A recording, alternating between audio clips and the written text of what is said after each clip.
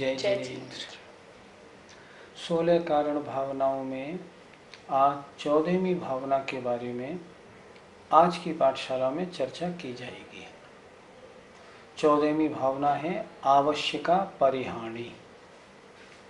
सिर्फ 2 भावनाएं इसके बाद और शेष रह गई हैं। 16 कारण प्रारंभ हुए और खत्म होने भी आ गए। खैर, आइए इस 14वीं भावना के बारे में चर्चा करते हैं। मुनि महाराजों के 6 आवश्यक कौन कौन से होते हैं? मुनि महाराजों के 6 आवश्यक के लिए लिखा है उन्होंने, समता धैर्य बंधन करें, नाना थुति बनाए, प्रत्याख्यान प्रतिक्रमण कायोत्सर्ग बनाए। अर्थात पहला आवश्यक समता। मुनि महाराज अच्छे बुरे में, इष्ट में अनिष्ट में, संयोग में वियोग में, महल में श्मशान में, अच्छी भोजन में और खराब भोजन में, अच्छी बसतिका में खराब बसतिका में, निंदा स्तुति करने वाले में अपने समान परिणाम रखते हैं। ये नहीं जो पैसे वाले हैं उनको ज़्यादा आशीर्वाद और जो कम पैसे वाले हैं उनको आशीर्वाद नहीं। उनकी दृष्टि में सब समान हैं, ना कोई बड़ा ना कोई छोटा।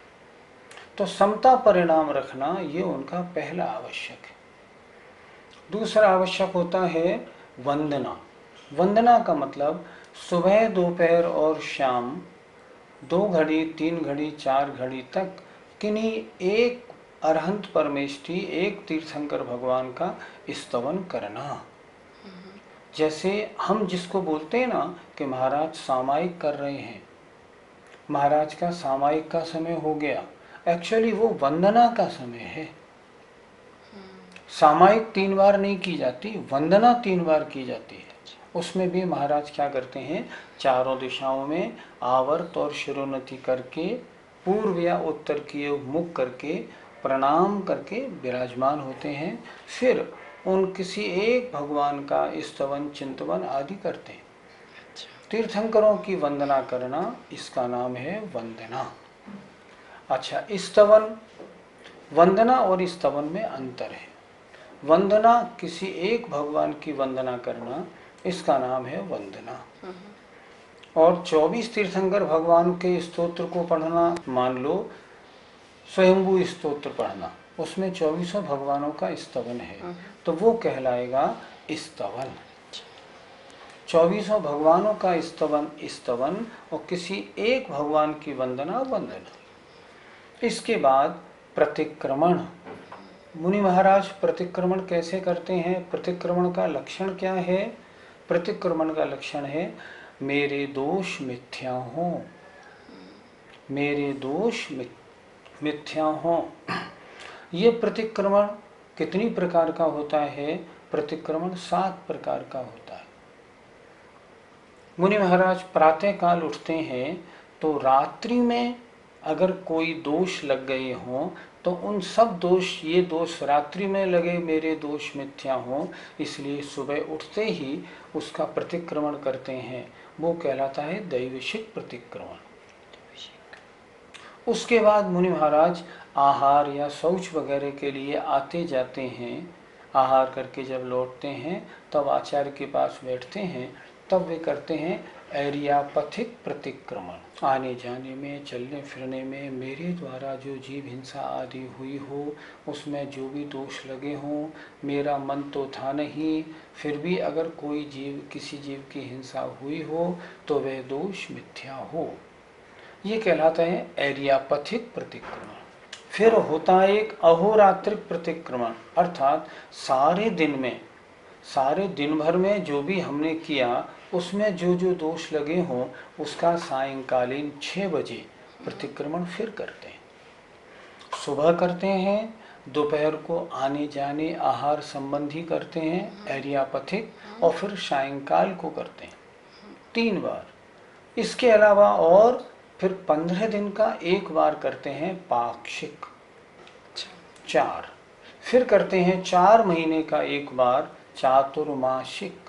इन पिछले 4 महीने में हमारे द्वारा जो भी दोष लगे हों, हमारे चारित्र में रंच मात्र भी कहीं किसी वजह से भी स्खलन हुआ हो तो हमारा दोष मिथ्या हो, मैं अपने चारित्र की बड़ी विशुद्धि चाहता हूँ। ये हुआ चातुर्मासिक। फिर करते हैं वो वर्ष का एक बार।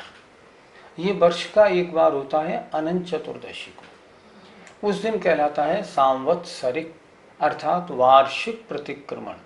इस पूरे वर्ष में हमारे द्वारा जो भी दोष हुए हों वे मिथ्या हों। और फिर अंत में जब सल्लेखना लेते हैं तब किया जाता है उत्तमार्थ प्रतिक्रमण। मैंने अपने जीवन में किसी के साथ जाने अनजाने में जो भी दोष किए हों वे मेरे सारे दोष मिथ्या हों। मैं उन सारे दोषों से अब दूर होकर के सल्लेखना स्वीकार करता हूँ। इसे कहते हैं उत्तमार्थ प्रतिक्रमण। कितने परिणामों की विशुद्धि होती होगी जरा विचार तो करें। पहली बात तो वो दोष करते नहीं। अब जो जाने अनजाने में दोष हो गए हैं, कदम रखना है, मान लो आहार लेने जाएंगे तो देखभाल के चलने में भी छोटे मोटे जीवों की हिंसा हो सकती है। इतने दयालु होते हैं मुनि महाराज कि उनके द्वारा अनजाने में भी कोई हिंसा हुई हो वे भी मेरे दोष मिथ्या हों, इस प्रकार प्रतिक्रमण करते हैं। चौथा आवश्यक। पांचवा आवश्यक है प्रत्याख्यान।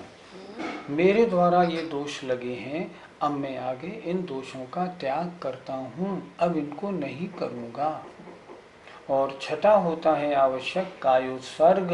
खड़े होकर संपूर्ण राग द्वेष को त्याग कर निर्ममत्व होकर एक निश्चित समय तक आत्मचिंतन करना। 1 घड़ी, 2 घड़ी, 4 घड़ी, 6 घड़ी, 1 दिन, 2 दिन, 10 घंटे, 20 घंटे खड़े हो जाना और आत्मचिंतन करना, इसका नाम है कायोत्सर्ग। इस प्रकार मुनि महाराज के 6 आवश्यक होते हैं। मुनि महाराज अपने आवश्यकों को कभी नहीं छोड़ते, हमेशा पूरा करते हैं। मैं एक उदाहरण से बता रहा हूँ। आचार्य जी को दोपहर 11:30 बजे, जिसे हम सामायिक कहते हैं ना, सामायिक के लिए अर्थात वंदना के लिए बैठना था। समाचार मिला आज मध्य प्रदेश की जो मुख्यमंत्राणी थी उमा भारती, वे आपके दर्शन को आएंगी। आचार्य जी ने कहा ठीक है आओ, हमें क्या है। फिर बाद में समाचार आया वे 12 बजे आएंगी। आचार्य जी ने कहा 12 बजे हमारा सामायिक का काल है, उनको बता देना। अर्थात उनका इतना कहना था आचार्य जी का 12 बजे की बजाय और किसी टाइम में आए तो ठीक रहेगा। पर इन मुख्यमंत्री वगैरह का तो सब टाइम टेबल फिक्स होता है। उन्होंने कहा नहीं, हम 12 बजे अपना समय नहीं टाल पाएंगे। और कोई आचार्य होते, मुनि होते तो अपनी सामायिक छोड़ देते और मुख्यमंत्री से मिलते। लेकिन आचार्य जी बिल्कुल सही समय से 11:30 बजे अपनी सामायिक वंदना में बैठे और 1-1:15 बजे तक उन्होंने जो 1:30 बजे तक अपने करते हैं 2 घंटे, उन्होंने अपना कार्यक्रम पूरा किया। उमा भारती आई, बैठी, दर्शन किए और चली गई, चली जाओ, लेकिन हम अपने आवश्यक में कमी नहीं करेंगे। जिन मुनि महाराजों को ऐसी भावना रहती है लगी हुई कि मेरे आवश्यक में रंच मात्र भी कमी नहीं हो जाए, ये आवश्यक मेरी आत्मा की विशुद्धि करने वाले हैं, जिनका ऐसा मन रहता है, ऐसे ही मुनि महाराजों को तीर्थंकर प्रकृति का बंध होता है, यूं ही थोड़ी हो जाता है। तो आवश्यकों में किसी प्रकार की कमी नहीं करना, इसका नाम है आवश्यक। और मुनि महाराजों के 6 आवश्यकों का हमने परिचय आपको दिया। आपने मुनियों के आवश्यकों का परिचय दिया, अब हमारे दर्शकों को श्रावक के 6 आवश्यकों का भी परिचय दीजिए। क्यों नहीं, हमारे काम के तो वही 6 आवश्यक हैं। जो मुनियों के 6 आवश्यक हैं वे हमारी जानकारी के लिए हैं, लेकिन करने के योग्य तो श्रावक के ही 6 आवश्यक है ना। आचार्यों ने कहा है देव पूजा, गुरु उपास्ति, स्वाध्याय, संयमस्तप, दानम चेति गृहस्थानाम षट कर्माणि दिने दिने। श्रावक के 6 कर्म कहो, 6 आवश्यक कहो, एक ही बात है। श्रावक के 6 आवश्यक, सबसे पहला देव पूजा, अर्थात श्रावक का सबसे पहला काम है नित्य देव पूजा करे। क्या देव दर्शन से काम चल जाएगा? नहीं, काम नहीं चलेगा।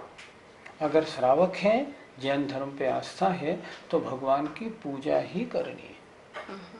और पूजा नहा धो के, शुद्ध वस्त्र पहन के, अष्टद्रव्य सजा के ठाठ से पूजा करें। देव पूजा हमारा प्रथम आवश्यक है और जो अति आवश्यक है। इस देव पूजा में क्या आवश्यक अपरिहार्य क्या करें, अर्थात देव पूजा को निश्चित समय तक करना, इसमें कोई कमी नहीं कर देना, इस देव पूजा में अनादर नहीं होना, भक्ति भाव से होना। इसका मतलब है देव पूजा आवश्यक अपरिहार्य। जैसे मान लो आज पूजा करने गए, कोई काम घर पर लग गया था, रोज हम पूजा करते थे 1.5 घंटे, आज गए 10 मिनट आधे घंटे करके जल्दी आ गए, 1 घंटा पूजा कम की, ये ठीक नहीं किया। लेकिन फिर क्या करें, अगर आपकी आवश्यकता परिहानी है तो आपको चाहिए आज आपने 1 घंटे पूजा कम की है ना, तो कल बजाय 1.5 घंटे के 2.5 घंटे करें। अगर आप ऐसा करेंगे तो फिर आवश्यक की अपरिहानी नहीं हुई। मतलब हे भगवान, आज अत्यंत आवश्यक कार्य होने से जा रहा हूँ, कल 1 घंटा ज़्यादा पूजा करूँगा, ऐसा मन में विचार भगवान के सामने आ जाना चाहिए कि आज मैं अपने आवश्यक में थोड़ी कमी कर रहा हूँ, लेकिन मैं मन में बड़ा दुखी हूँ और कल इस क्षति की पूर्ति अवश्य करूँगा। ये ईमानदारी है। ये नहीं कि आज आवश्यक कम हो गया, हो जाने दो, कल फिर देखेंगे, ऐसे नहीं, कल करेंगे तब उसकी पूर्ति होती है। द्रव्य अच्छे सजाएं। मान लो देव पूजा का प्रकरण है, बादाम अच्छे हों, अपने खाने के लिए तो 500 रुपये किलो के और भगवान के लिए पूजा के 60 रुपये किलो के, ऐसे आवश्यक पूरा नहीं होता। अपने लिए तो बासमती 100 रुपये किलो के चावल और मंदिर के चावल 20 रुपये किलो वाले घटिया, ये आवश्यक का काम नहीं। सोचें, अपने लिए 100 रुपये किलो के तो भगवान के लिए 200 रुपये किलो वाले होने चाहिए। 3 लोग के नाथ के लिए घटिया वाले चावल, इससे क्या होगा? गलत, ऐसे आवश्यक पूर्ति नहीं होती। मैंने बहुत सी जगह देखा, चावल पीले करने होते हैं तो क्या करते हैं, बाजार से पीला रंग ले आए, उस रंग से रंग दिया। ये रंग तो अशुद्ध होता है भैया। अच्छा, हल्दी से रंग दें तो ये भी ठीक नहीं होता। तो क्या करें, शुद्ध केसर लाओ, केसर से रंगो। आपकी जो सामग्री है उसमें से महक आनी चाहिए, हाँ क्या बढ़िया सामग्री बनी। चाहे थोड़ी बनाओ लेकिन अच्छी बनाओ। अगर सामर्थ्य है तो थोड़ी क्यों बनाओ, अच्छी बनाओ। जब आप अन्य सारे कार्यों में अच्छी तरह पैसा खर्च करते हैं तो पूजा में खींचतान क्यों? कितनी देर पूजा करनी चाहिए? एक गृहस्थ को कम से कम 1-1.5 घंटे रोज पूजा करनी चाहिए। 1-1.5 घंटे में 3-4 पूजाएं सानंद हो जाती हैं। अर्थ समझ के और अच्छी तरह पूजा करें, पर इतना ध्यान रखें आपके अलावा अन्य जो पूजा करने वाले हैं उनको आपकी आवाज़ से कोई डिस्टर्बेंस नहीं हो। इतनी जोर जोर से भी ना करें जो और लोग कहें क्या मुसीबत आ गई, ऐसा भी नहीं करना चाहिए। दूसरा, गुरु उपासती, गुरु की उपासना। आजकल गुरु तो मिलते नहीं, उपासना कैसे करें? गुरु की उपासना हम पूजा में कर लेते हैं। देव शास्त्र गुरु की पूजा की, गुरु की उपासना हो गई। लेकिन इसका मतलब ये नहीं कि कोई महाराज आए आपके शहर में तो उनकी आप व्यवस्था नहीं देखें। गुरु की उपासना करनी है और मुनि हमारे शहर में आते नहीं तो हमें क्या करना चाहिए? हमें ये करना चाहिए वर्ष में 10 दिन, 20 दिन, महीने भर जहाँ साधु संग हो वहाँ जाएं, उनके चरणों में रहें। इससे क्या होगा? इससे हमें विशुद्धि मिलेगी। इसे कहते हैं गुरु उपासना। अर्थात पूजा आदि गुरु की कर लेना, लेकिन गुरु की उपासना का भाव बराबर बनाए रखना। तीसरा होता है स्वाध्याय। स्वाध्याय करना, अपनी आत्म कल्याण के लिए शास्त्रों को पढ़ना, पढ़ाना, सुनना, सुनाना, उनका निरंतर पाठ करना। आज जो स्वाध्याय में सुना है उसका चिंतन करना। कोई स्वाध्याय करने वाला हो और आप स्वाध्याय में जाके बैठते हैं तो नोटबुक लेके बैठें, क्या चीज़ आज नई मिली उस पर लिखना। क्या समझ में नहीं आई उसको अलग लिखना, ताकि कभी कोई बहुश्रुत विद्वान मिले तो उन विद्वान से जाके अपन ये कह सकें कि जरा इनके बारे में इन प्रश्नों का उत्तर जरा हमको दे दीजिए। ऐसे स्वाध्याय होता है, ऐसा नहीं सामने बैठ गए, सिर हिलाया और हमारा काम हो गया, ऐसे काम नहीं होता। स्वाध्याय स्वाध्याय के हिसाब से होता है। हमने बहुत से लोगों को देखा, मंदिर में जाते हैं ना, कोई एक शास्त्र निकाला, 4 लाइन पढ़ी, जल्दी रखा और चल दिए, इससे स्वाध्याय आवश्यक पूरा नहीं होता। स्वाध्याय आवश्यक पूरा करना है तो एक शास्त्र का अध्ययन करें। मैंने मान लो रत्नकरण श्रावकाचार्य ले लिया, ये पूरा हो जाएगा तब मैं द्रव्य संग्रह शुरू करूंगा। अच्छा, ऐसा मन बना के रखना चाहिए। रत्नकरण श्रावकाचार्य शुरू किया, मंदिर से अपना ग्रंथ निकाला, कल जहाँ तक पढ़ा था उसके आगे से पढ़ना शुरू किया। 1 पेज 2 पेज जितना हमारे पास समय है अच्छी तरह समझ के पढ़ा, उसके बाद बंद किया, फिर जिनवाणी स्तुति की, ढोक लगाई और उस शास्त्र को उसी स्थान पर विराजमान कर दिया। ऐसे होता है स्वाध्याय नाम का आवश्यक। कभी कम समय देना पड़े तो अगले दिन फिर ज्यादा समय दीजिए, नहीं तो बेईमानी हो जाएगी। संयम श्रावक का आवश्यक है, अर्थात 5 इंद्रिय मन को वश में रखना, 6 काय के जीवों की रक्षा करना। हमारे और आपके मान लो कोई व्रत नहीं है, हमने प्रतिमा नहीं ली, तो भी हमारा कर्तव्य होता है कि हम अपने इंद्रियों को और मन को अपने वश में रखें। 6 में से अगर 1-2 आवश्यक कम हो जाएं तो क्या परेशानी है? नहीं चलेगा। मैं कहता हूँ 5 इंद्रियों मन 6 हैं आपके, इसमें 1 इंद्रिय डिफेक्टिव हो जाए तो चलेगा? नहीं चलेगा। तो आत्मा के लिए 6 आवश्यक जरूरी हैं, एक भी कम नहीं होना चाहिए। मैंने पहले ही बता दिया, अगर कोई आवश्यक किसी दिन कम हो जाए तो अगले दिन क्षतिपूर्ति कर दें, अगर आप ईमानदार हैं तो। अगर नहीं है तो आपकी बेईमानी मानी जाएगी। इसका मतलब आप मन से आवश्यक नहीं कर रहे। हम और आप सबको तीर्थंकर पद की प्राप्ति हो, इसलिए निरंतर आवश्यकों का पालन करना चाहिए और उसमें कोई कमी नहीं आने देनी चाहिए। निरंतर चिंतन बनाएं कि इनमें रंच मात्र भी कमी ना आए। हमें आशा है आप जरूर कुछ न कुछ सुधार अपने में करेंगे। आइए, जय जिनेंद्र।